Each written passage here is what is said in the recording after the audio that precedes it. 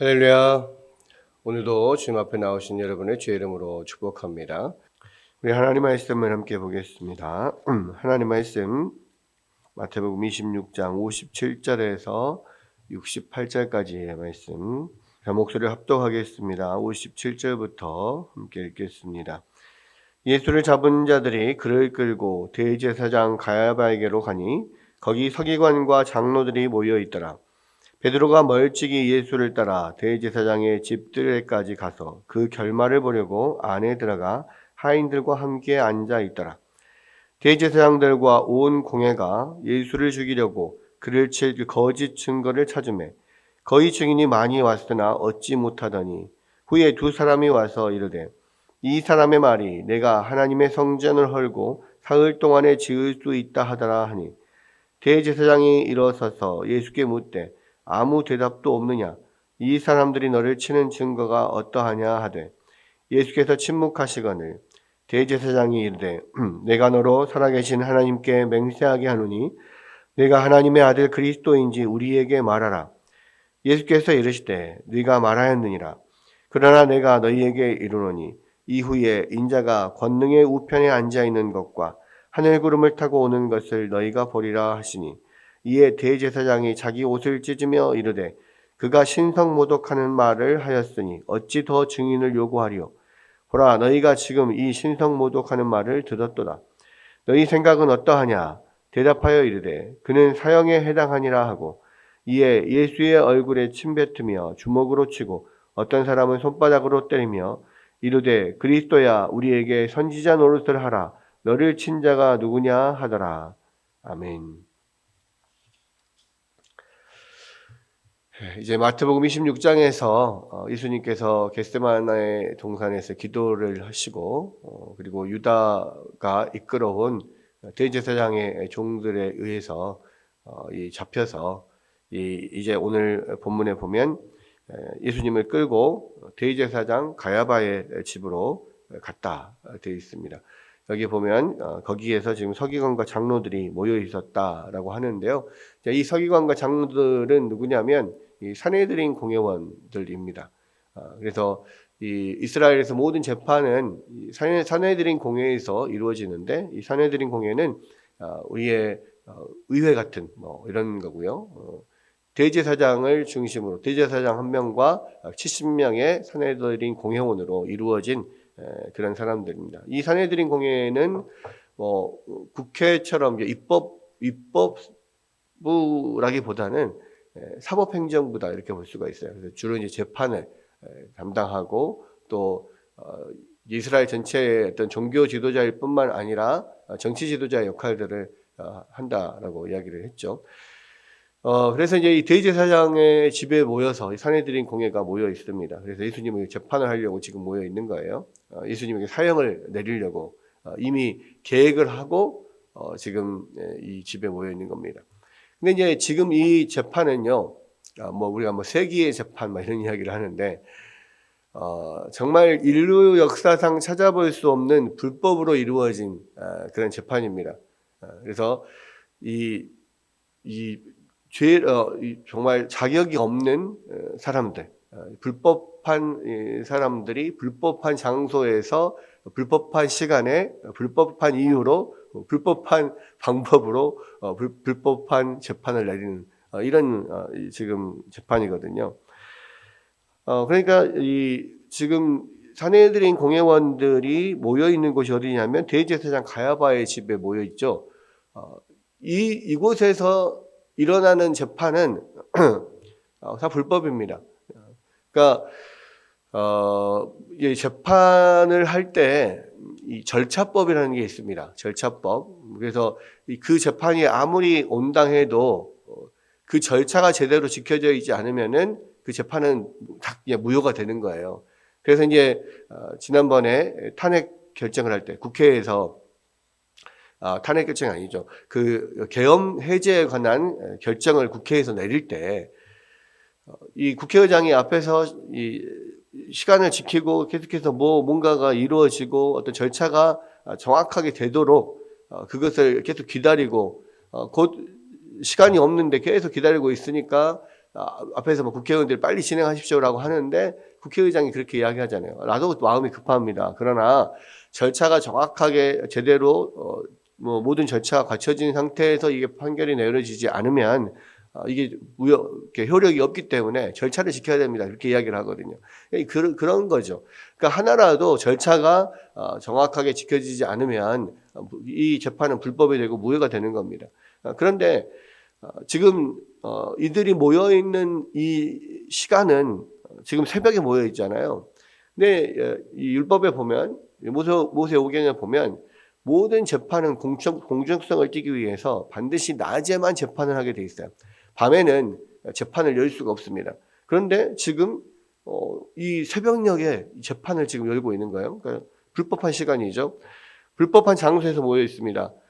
반드시 그 재판은 성전 안에서 산헤드린 공회가 모여서 이게 공식적인 재판을 하려면 성전 안에 모여서 해야 되는데 성전 안이 아니에요. 성전에서 모이는 게 아니라 이 대제사장 가야바의 집에서 모이고 있습니다. 불법한 장소죠.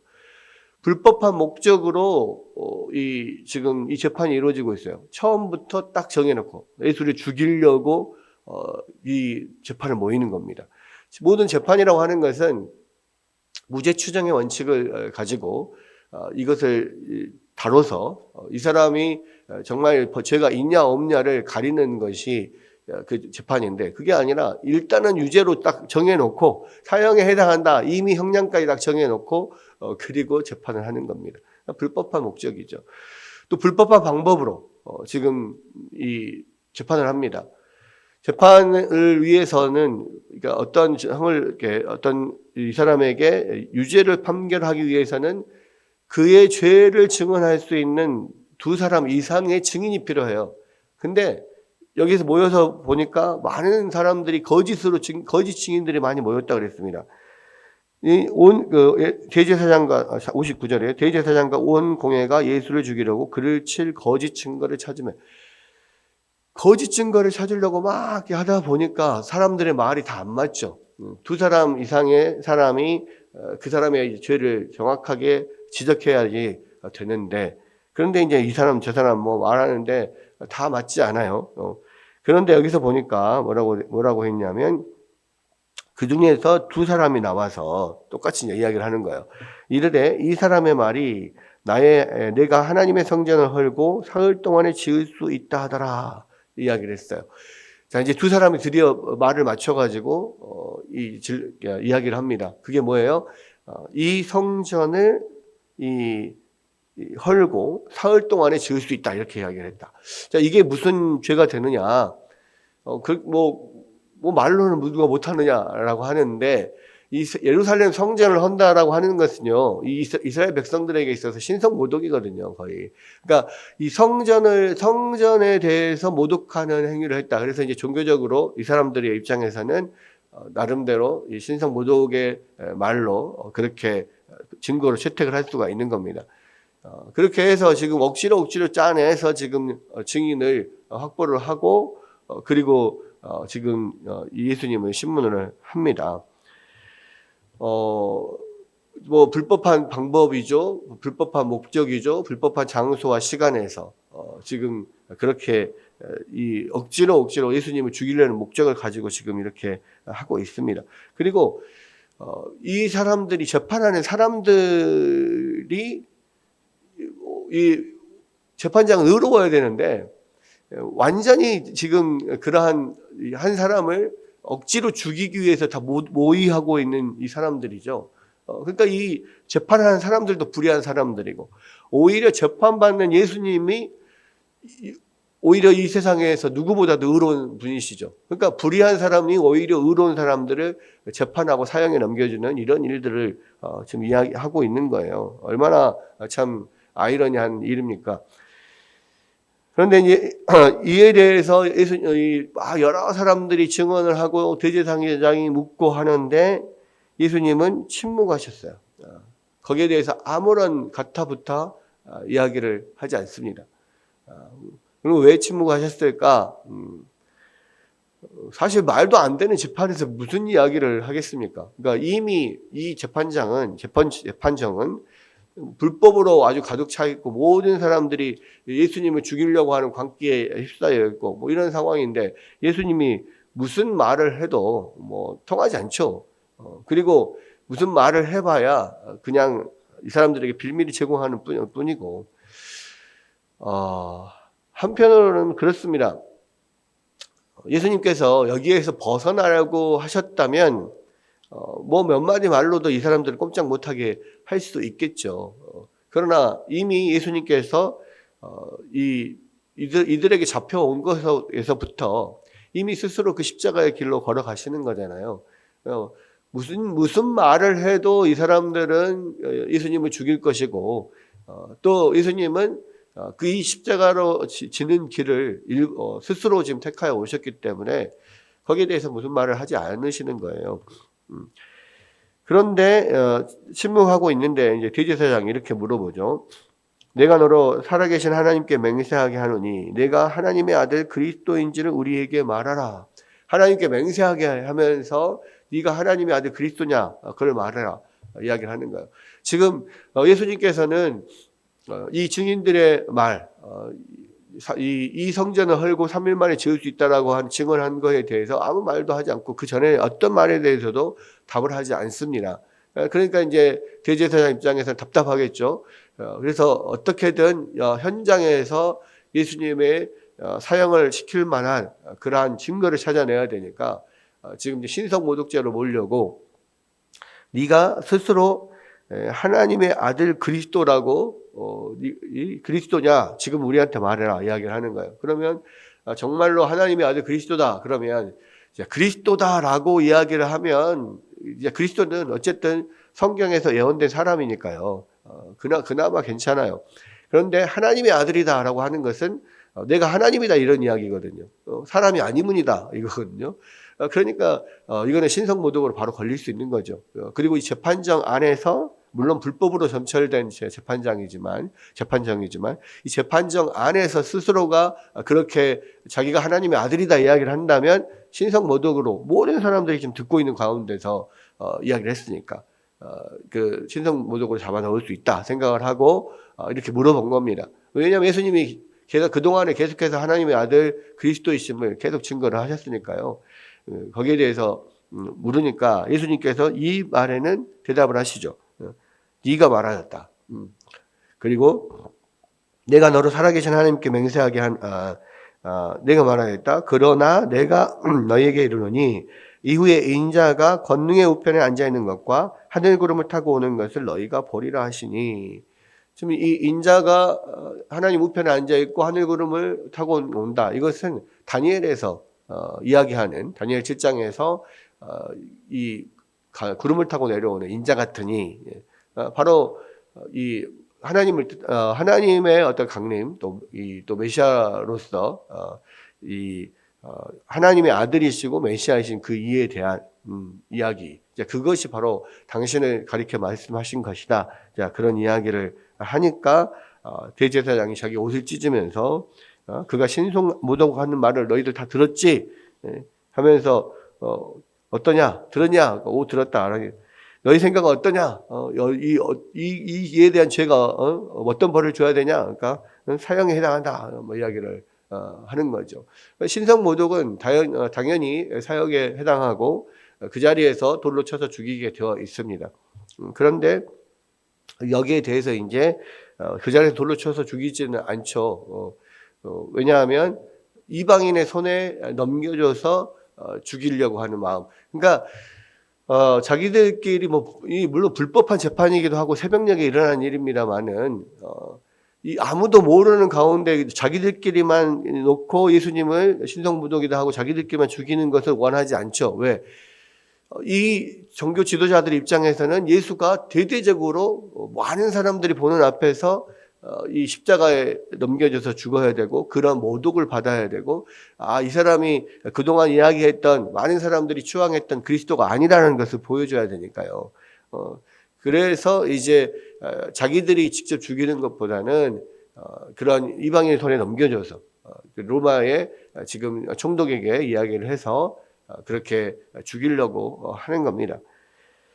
그러면서 이제 이 죄가 확정이 됐다라고 하면서 하니까 이제 이 예수님을 넘기기 전에 막 모독을 하는 거죠. 뭐 침도 얼굴에 침을 뱉고 주먹으로 치고 막 손바닥으로 때리고 침을 뱉는 거, 얼굴을 손바닥으로 때리는 거 이거는 아주 이 모욕적인 일이고 이스라엘 백성들은 특히 이 손바닥으로 뺨을 맞는 거 이것을 굉장히 모욕으로 생각을 했거든요. 그러니까 지금 엄청나게 모욕을 하는 거예요. 그런데 그 현장을 지금 누가 멀리서 보고 있냐면 베드로가 보고 있어요. 아니 우리 아버지가 막 그렇게 모욕을 당하고 얼굴에 침을 뱉고 막 이 뺨을 때리고 하는 것을 보면 눈 뒤집히지 않겠어요?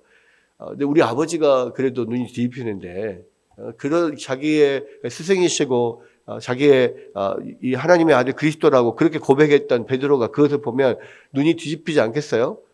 제 생각에는 그것을 멀리서 보다가 막 뛰쳐나와가지고 난동을 부렸을 것 같은데 그런데 베드로는 그렇게 하지 않고 오히려 주위 사람들이 예수님과 같은 패다마라고 이야기했을 때 계속해서 3번이나 예수님을 부인하죠. 여러분, 예수님을 죽이는 모든 과정, 이 재판의 과정들을 우리가 보면서 정말 악의로 가득 찬 사람들은 어떻게든 그것을 자신들의 이익을 위해서 모든 사람들이 죄가 없는 한 사람을 죽이려고 하고 그것을 잔인한 방법으로 비열한 방법으로 이런 일을 이루려고 하는 것이 이 세상입니다. 예수님은 거기에 대해서 아무런 말을 하지 않으시고 결국은 그 자기를 비난하고 비방하는 모든 사람들 또 이 모든 이 세상의 인류들의 죄를 사하시기 위해서 스스로 십자가를 지러 들어가시는 모습을 우리가 보게 됩니다.